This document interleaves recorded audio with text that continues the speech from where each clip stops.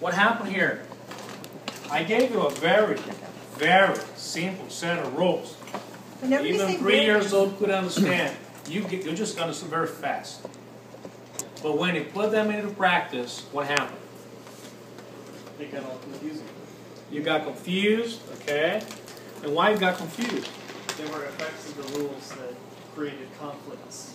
People crossing. What in the rule? What was in the rule? There was a point and say, "Come here," which that would be more mixed normal. messages. And Yeah. Yeah, more common usage. Come here is something people do. People don't usually point to somebody and then have that person respond with a command. High five. Oh.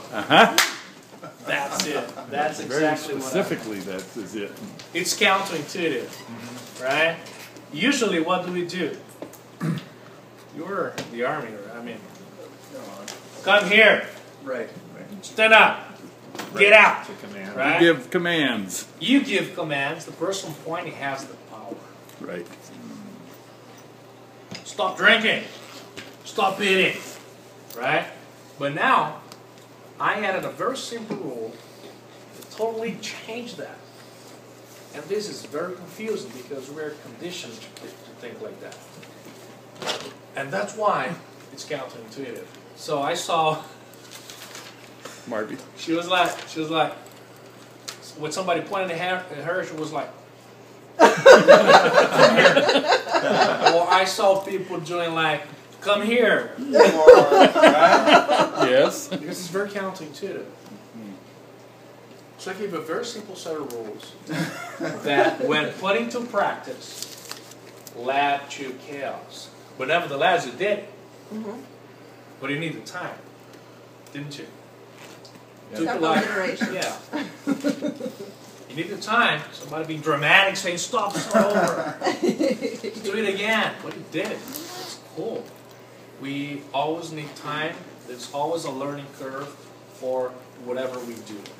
Always. Always. Teams need time to gain momentum. You have to understand that. When we put the very simple rules of Scrum into practice, that's what happens. To understand the rules, you don't need the training. You need the training to put those things, to understand how those things work in the practice. That's when chaos happens. That's why we need to train for Scrum Masters, not to understand the rules. You download the PDF and read it at home over a beer, a cup of coffee. Get it very fast. But put them into practice. That's why I have a job. That's why he has a job. To help people put those things into practice. A coach is someone who's got stories to tell. A coach is someone who's been there, right? And can help you. And he's not going to be playing a dramatic role, but he's going to be doing guiding people, right? Guiding people. That's the role of a coach. And that's why Scrum is so counterintuitive, because it's what you said, kid.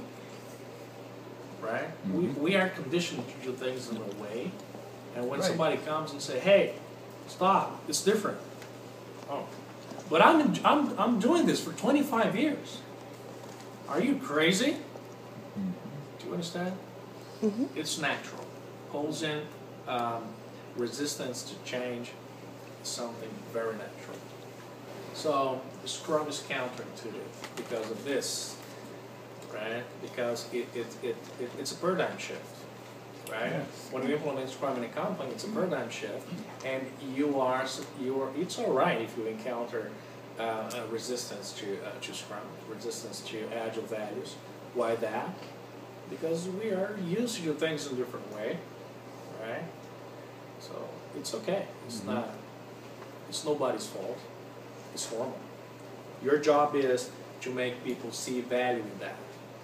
To make people feel, understand that in either way, by showing numbers or by making people just understand concepts, that, hey, there's a different way to do things, and this way is better.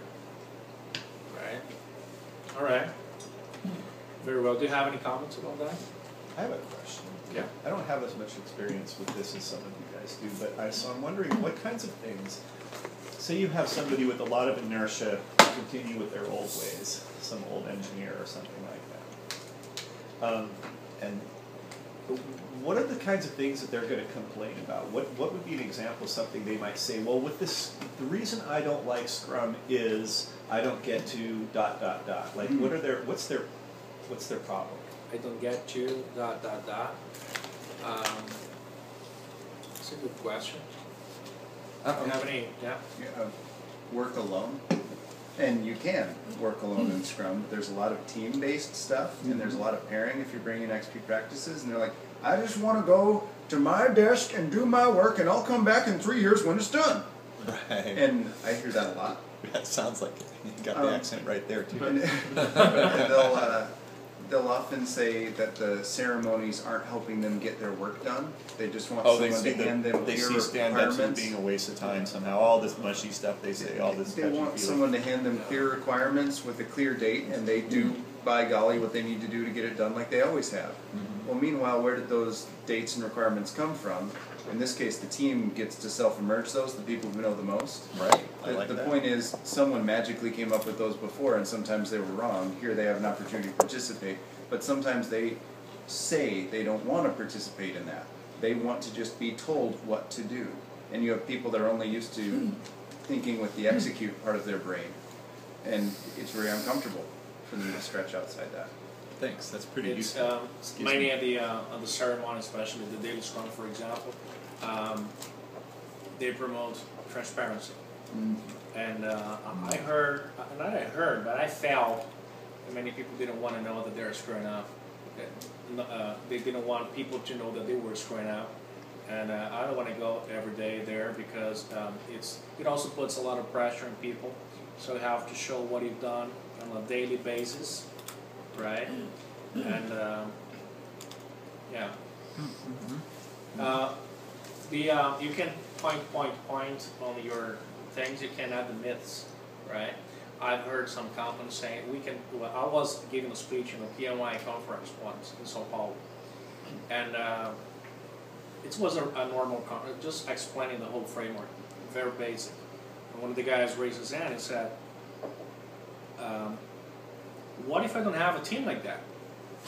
A team with the characteristics of a development team, Scrum team. So I can do Scrum, right? So I can do Scrum because I don't have a team like that. And this is a very common myth, and many companies just, think of Scrum as a fad, using things like that as an excuse, because it's actually very hard to implement because of transparency, because of it makes you move different, it makes you do things different, and because it's hard, and they feel already very comfortable in their comfort zones, and they're doing that for years.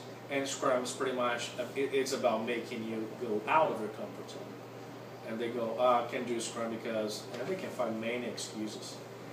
All right, so those are two examples. Well, I'll just tell you that I have found it exceptionally rewarding. I mean, to take that leap of faith, the validation and the feedback that happens, and to see my successes pile up is literally life-changing. People go to therapy to get that kind of validation.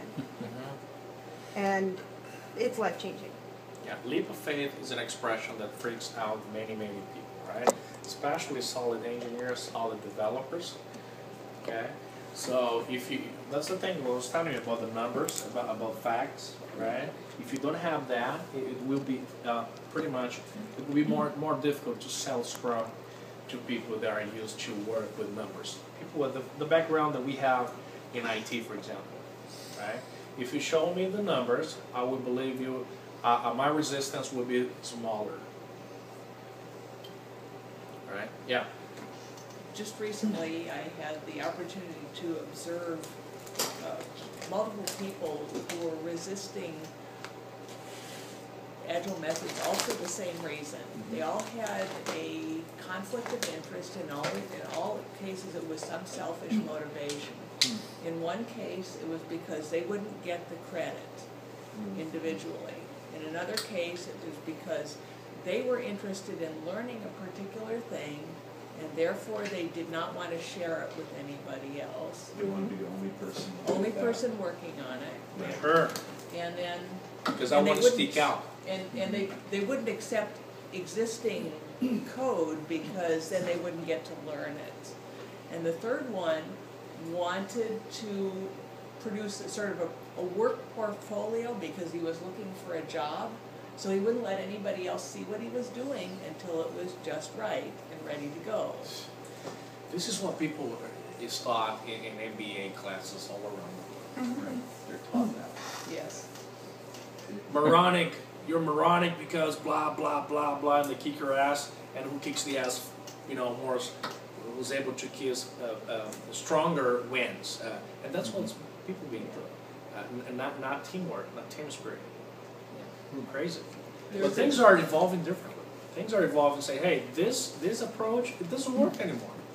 That's why this is the Zen of business. This allows you to come to your best without fighting it, Yeah.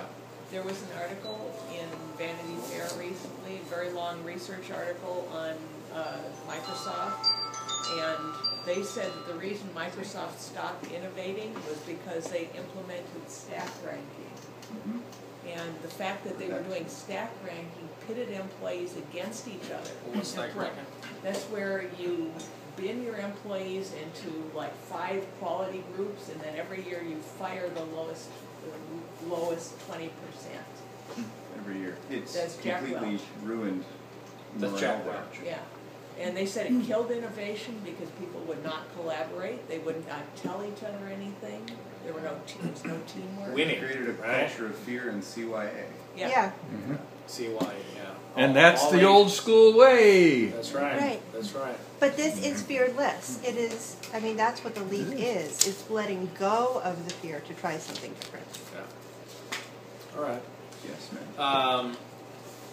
Steve Danning has some interesting words about Jack Welch in his book called The Leader's Guide to Radical Management. Winning all the time doesn't make sense either, right? Because at some point in time, for you to win, somebody has to lose, right? So it Not will be, very sustainable. it's depleting for a team. It's damaging also for team spirit, team building.